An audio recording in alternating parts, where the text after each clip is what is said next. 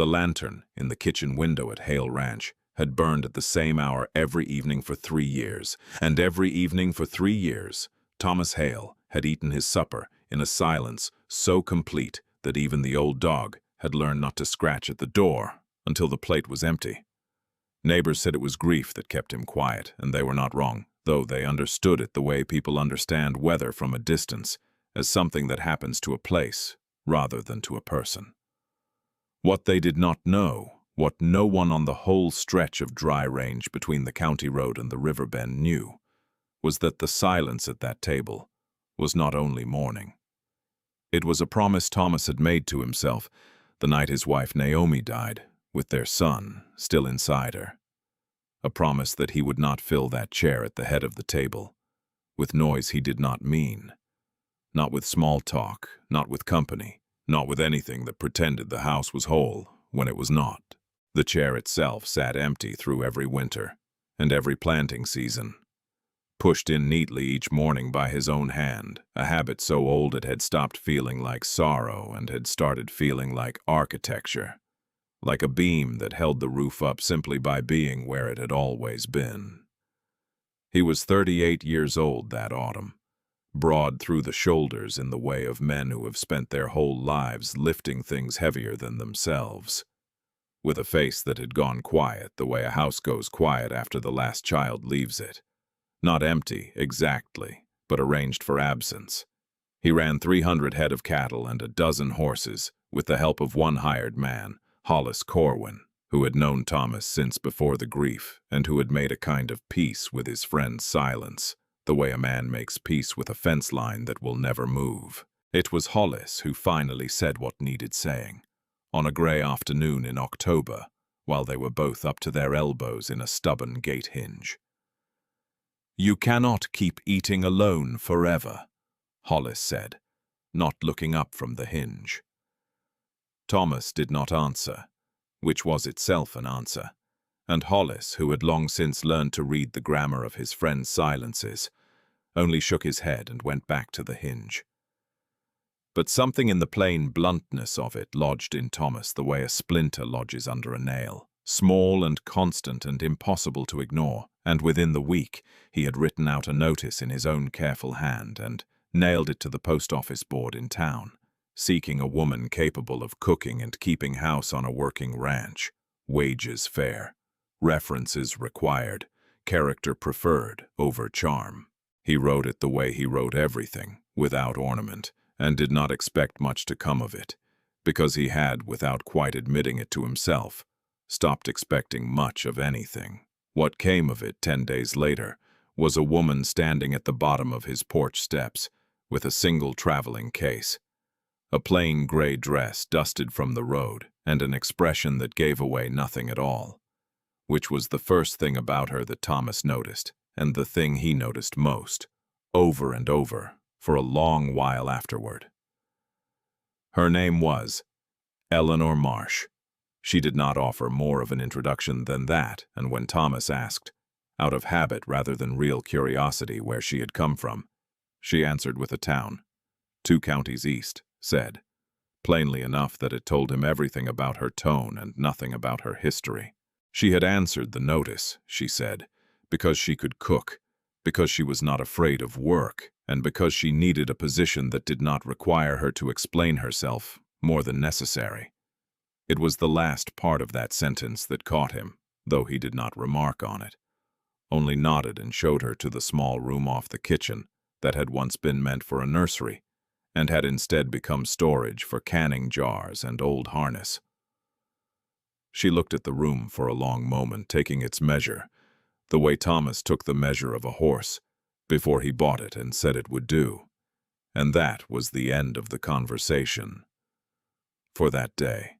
she was, he came to understand in the weeks that followed, not a woman inclined toward talk any more than he was, though her silences were of a different grain than his own, quicker, more deliberate, the silences of someone choosing her words rather than someone who had run out of them. She moved through the kitchen with an economy that impressed him before he admitted to being impressed by anything, cracking eggs one-handed, kneading dough with a rhythm that seemed to keep its own private time, hanging the copper pots in the order she preferred rather than the order they had always hung, which Thomas noticed and did not correct, because the new order made more sense than the old one had. That first supper she cooked, a plain stew of beef and root vegetables with bread baked hard and good on the outside, was eaten in the same silence as every supper before it. Thomas at the head of the table where he always sat, across from the empty chair, Eleanor at the foot, and neither of them spoke a single unnecessary word.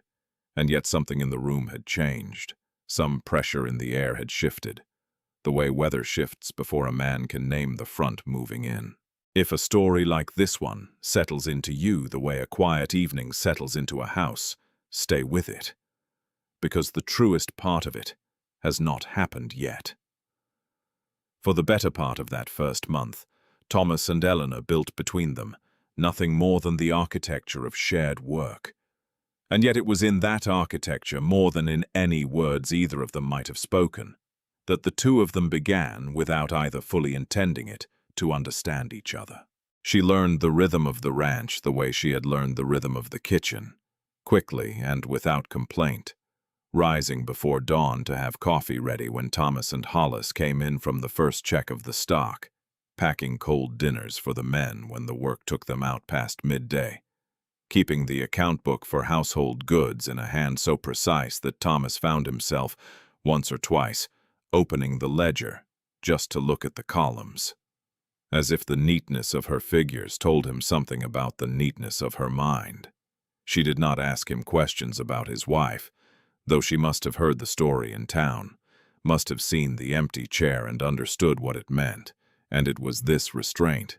more than any kindness she might have shown him, that first earned his trust. A woman who does not ask is a woman who is willing to wait to be told, and Thomas, who had spent 3 years being asked by well-meaning neighbors and being unable to answer, found in her silence a kind of relief he had not known he needed. There were small moments that autumn that Thomas would later understand as the true beginning of things, though at the time they seemed like nothing more than the ordinary texture of days. There was the evening she found him still in the barn, long after supper should have been served, working by lantern light on a mare that had gone lame, and instead of calling him in, she brought the supper out to him on a tray,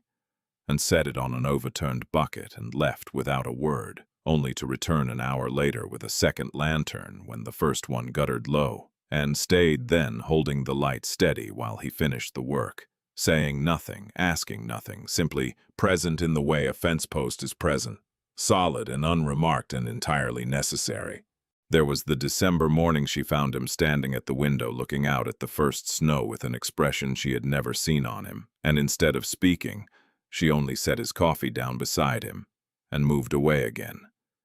giving him the room to feel whatever he was feeling, without the added weight of being watched while he felt it. Thomas began, in turn, to notice things about her that troubled him in a way he could not name. There was a letter that arrived for her in November, addressed in a hand he did not recognize, which she took from Hollis when he brought the mail out from town, and which she did not open at the table, but carried instead to her room, and which she never mentioned again. There was the way her hands went still, just for a moment, whenever a certain name came up in the ordinary gossip that passed between ranch hands and town folk, the name of a family, called Voss, who ran a mercantile 2 counties east. The same direction, Thomas noted, though he did not say so, that she had claimed to come from. There was the evening Hollis mentioned in his plain, unthinking way that a fellow had been asking after a woman answering her description down at the feed store, a well-dressed man who had not given his business, and Eleanor's face, for just a moment, had gone the color of ash, before she recovered herself and changed the subject to the price of grain. Thomas did not press her. It was not in his nature to press anyone, having spent so much of his own grief, resenting the ones who had pressed him, and so he let these small, unexplained things accumulate the way snow accumulates on a roof, quietly, without alarm, though he understood, in some part of himself, that rarely spoke even to him, that there was weight building somewhere above them both.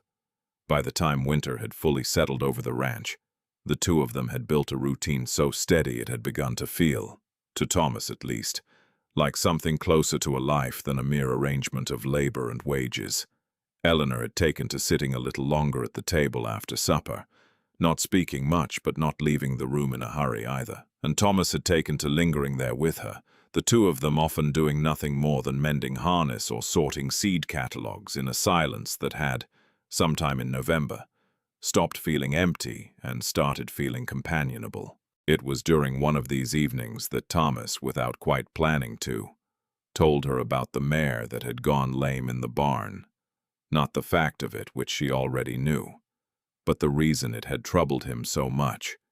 which was that his father had trained that mare's dam 30 years before, back when the ranch had been half its current size and twice as hard to keep. He did not tell her that night about Naomi, but he told her about his father, about the winter his father had died of a fever that no doctor within 2 days' ride could name, about the way Thomas had been left, at 22, to run a ranch he had not yet learned to run alone. Eleanor listened the way she did most things, without interrupting, without offering comfort that had not been asked for, and when he finished, she said only that it explained a great deal about the way he kept his tools, which was, Thomas understood even then, her way of telling him she had heard more in the story than the words alone contained. In turn, though she gave up little, she gave up something. She told him, on a night when the wind had come up hard enough to rattle the shutters, that she had grown up the daughter of a shopkeeper who had died owing more money than the shop itself was worth, and that she had spent the years since trying to build a life that did not depend on anyone else's ledger. She said it plainly, without self-pity, the way she said everything. But Thomas heard beneath it the shape of something larger that she had not yet told him, and he did not ask, because he had learned by then that Eleanor Marsh gave her truths the way she gave her bread, in portions measured to the appetite of the moment, and that pressing her for more would only make her fold the dough back into itself. There was a day in January when the two of them worked side by side for the better part of an afternoon, mending a section of fence that the wind had torn loose along the north pasture, Thomas driving posts while Eleanor held the wire steady with a strength that surprised him, her gloved hands sure and unhesitating, and somewhere in the middle of that cold, ordinary labor, Thomas found himself laughing, a short, surprised sound he had nearly forgotten he was capable of making, because Eleanor, examining a particularly stubborn knot in the wire, had remarked in her flat, precise way that the fence had clearly been built by a man who trusted his knots more than his neighbors, and Hollis, coming up behind them with a fresh roll of wire, had laughed outright and said that was the first sound like that he had heard out of Thomas Hale in 3 years, which Eleanor received with nothing more than a small private satisfaction that she did not bother to hide. It was a season of small crossings, of shared meals that had begun to feel less like duty and more like conversation, even when no words passed, of letters that continued to arrive for Eleanor at irregular intervals and that she continued to take away and never explain, of a growing understanding between two people who had each, in their own private way, resolved not to need anyone, and who were each, without quite admitting it, coming to need the other in the particular, unglamorous way that people come to need the weather they have learned to work in. Thomas began to notice that the empty chair at the head of the table bothered him less on the evenings Eleanor sat across from him at the foot, and more on the evenings she did not, which was its own kind of confession, though neither of them spoke it aloud. The complication that had been gathering quietly through the winter arrived as such things often do, without warning, on an afternoon in early March, when the thaw had just begun to soften the roads. A rider came up the long drive to the ranch house, a man in a fine dark coat, entirely unsuited to ranch country, mounted on a horse that had clearly never worked a day in its life, and Thomas, who was mending harness on the porch, watched him come with the particular stillness of a man who senses trouble before he can name its shape. The man introduced himself as Garrett Voss, of Voss and Sons Mercantile, and said he had come a long way looking for a woman named Eleanor, though he used, Thomas noted, a different surname than the one she had given, a name that meant nothing to Thomas until the moment Eleanor herself stepped out onto the porch and went the color of chalk. Voss did not raise his voice. He did not need to. He explained, in the reasonable, patient tone of a man accustomed to being obeyed, that Eleanor had been promised to him nearly a year before, in an arrangement made between her late father's estate and his own family's ledger, an arrangement meant to settle a debt her father had left behind when he died, a debt that Voss's family had absorbed on the understanding that Eleanor herself would become part of the settlement. He produced from an inner pocket of his fine coat a folded document bearing signatures Thomas did not recognize, and said without any particular cruelty, only the flat certainty of a man reading a ledger, that Eleanor had run from an obligation that was still, by law and by her father's word, owed. Eleanor did not deny it. This was the part that struck Thomas hardest, harder even than the document itself, that she stood on the porch in the thin March light and did not deny a single word of it, only said, in a voice steadier than her face suggested she felt, that she had left because she would not be handed over like an unpaid bill, that her father's debts were her father's, and that she had spent the past winter trying to build a life where she owed nothing to anyone that she had not chosen freely to owe. Voss said that the law might see it differently. He said it without threat, which somehow made it worse, and he said he would return within the week for her answer. And then he rode back down the drive the way he had come, leaving behind him a silence far heavier than any Thomas had endured in 3 years of eating alone. That night, for the first time since she had arrived, Eleanor did not come to sit at the table after supper. Thomas found her instead in the small room off the kitchen, sitting on the edge of the narrow bed with her hands folded in her lap, and when he asked in the plainest words he had whether the debt was real, she said yes. When he asked whether she had ever intended to tell him, she said she had not known how because telling him would have meant asking something of him, and she had promised herself, after her father died, that she would never again let herself be a debt that someone else had to pay. It was, Thomas understood, the truest thing she had said to him since the day she arrived, and it wounded him precisely because he recognized in it the same fortress he himself had built around the empty chair at his own table, the same conviction that love asked for was a burden, and love given freely was the only kind worth having. He did not tell her, that night, what he had decided to do, because he had not yet decided anything beyond the fact that he could not, would not, let a man in a fine coat carry her off the way a man collects on an overdue account. He only said, before he left her at the door of the small room, that debts could be paid in more ways than one, and that she should sleep, because morning would require a clear head from them both. And that was all the promise he allowed himself to make out loud. The week that followed was the hardest either of them had lived through since the winter of their separate griefs, though they lived through it, for the first time, together rather than apart.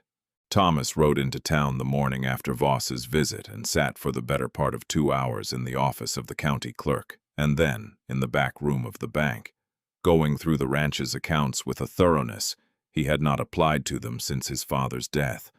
adding figures, subtracting debts, weighing the cost of the herd against the cost of the land, until he arrived at a sum that would, if he was careful and if the spring calving went as it should, cover the amount named in the document Voss had carried. He did not do this because he believed the debt was rightfully owed, for he did not, having listened to Eleanor's account of her father's dealings, and having concluded, with the same plain judgment he applied to a bad contract for cattle, that no daughter should be made to answer for her father's failures at cards and credit. He did it because he understood, watching her across that supper table through the long silences of the winter, that a woman who had spent her whole life being handed from one ledger to another, deserved at least once to be freed, rather than bought. And if freeing her required money, then money was a small enough price for a debt that had nearly cost him a second chance at the kind of life he had stopped believing he was allowed to want. He said none of this to her directly. He was not even now a man given to speeches, and so instead, he simply told her. The evening before, Voss was due to return, that he had gone to town, that the matter with her father's debt would be settled, fully and in writing, so that no man could come up his drive again, claiming an obligation on her that did not exist. Eleanor's reaction was not what he expected. She did not weep, and she did not thank him with any excess of words. She sat very still for a long moment, her hands folded on the table in the lamplight, and then she asked him, quietly, why he would spend money he had worked a lifetime to save, on a debt that was not his to pay. Thomas considered the question the way he considered most questions, slowly, and when he answered, it was with the plainest sentence he had spoken since his wife died. "Because I would rather owe something to you than be owed nothing by anyone," he said. And it was as close to a declaration as either of them had yet allowed, and Eleanor, hearing it, understood it for exactly what it was. When Voss returned that week, he found not a frightened woman and a silent rancher, but a signed release from the bank, a settlement drawn up by the county clerk, and Thomas Hale, standing on his own porch with the particular stillness of a man who has already decided how the conversation will end. Voss read the documents twice, looked at Eleanor once, and left without another word, understanding, as men of ledgers understand best, that an account once closed cannot be reopened. The relief that followed was not loud. It came instead the way most true things came to that house, quietly, in the ordinary business of the days that followed, in the way Eleanor's hands stopped going still whenever a certain name was mentioned, in the way she began, again, to sit at the table after supper, without the shadow that had followed her through March. It was on an evening in April, the first truly warm evening of that spring, that Eleanor cooked the supper that would change the shape of the silence at Hale Ranch forever. She had spent the better part of the day at it. A roast with early spring vegetables, bread with a crust so good, Thomas would remember it for years afterward. A pie, made from dried apples she had been saving since autumn, for an occasion she had not yet named, even to herself. And when Thomas came in from the evening chores and saw the table set with a care that went beyond the ordinary, he understood, without being told, that something in her had shifted, some decision had been made, and that the meal itself was a kind of announcement. They ate for a while in the old familiar quiet, and then, somewhere between the roast and the pie, Thomas found himself speaking, not in the short necessary sentences of 3 years of habit, but at length, the words coming out of him the way water comes out of a break in a dam, slow at first and then all at once. He told her about Naomi, finally, the whole of it, how they had married young, how she had filled the house with a kind of noise he had not known he needed until it was gone, how the winter she died had been the coldest on record, how the doctor had come 2 hours too late from town, how he had buried her and the son they had not yet named on the same afternoon, in ground still hard enough that Hollis had to break it with a pick before the spade would take. He told her about the years afterward, the suppers eaten in silence, not because he had nothing to say, but because he had made himself a vow that speaking would mean admitting the house was truly empty, and that admitting it would mean he had to decide what to do about it. And for 3 years he had not been ready to decide anything at all. He told her about the chair at the head of the table, why it stayed empty, why he pushed it in each morning with his own hand, as though tending a grave. Eleanor listened to all of it without interrupting, the way she listened to everything, but her stillness that night had a different quality than before, a quality of receiving rather than merely enduring. And when he finished, she reached across the table and did something she had never done in all the months she had lived under his roof. She took his hand. She did not say that she was sorry, because she understood by then that Sorry was a word he had heard too many times to trust. She said only that she understood now why the chair had stayed empty, and that she did not intend to sit in it to replace anyone, only if he would allow it to sit in it as herself. Thomas looked at her for a long moment in the lamplight, and then he rose from his own place at the head of the table, and he pulled that chair out, the one that had not moved in 3 years except to be pushed neatly back into place each morning, and he asked her, in the plainest words available to him, to take it. She did. The lantern in the kitchen window burned that night the same as it had every night for 3 years, but the supper beneath it was not silent, and the chair at the head of the table was not empty. And when Hollis rode up the drive the next morning and saw the two of them together on the porch in the new spring light, he said nothing at all, only smiled the particular smile of a man who has been proven right about something he never dared to say, plainly, and went on about the work of the day, because some things, once true, need no further comment, only the ordinary continuing business of a life, finally, quietly, whole.